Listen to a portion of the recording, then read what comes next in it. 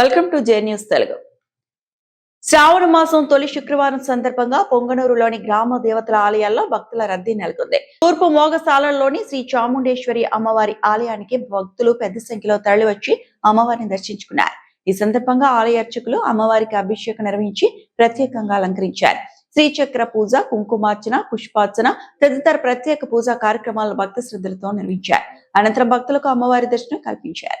మహిళా భక్తులు భక్తి శ్రద్ధలతో అమ్మవారిని ప్రార్థిస్తూ భక్తి గీతాలు ఆలపించారు.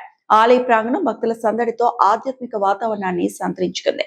అనంతరం ఆలయ నిర్వాహకుల ఆధ్వర్యంలో పెద్ద ఎత్తున అన్నప్రసాద వితరణ చేపట్టారు. భక్తులు పెద్ద సంఖ్యలో పాల్గొని అన్నప్రసాదాన్ని స్వీకరించారు.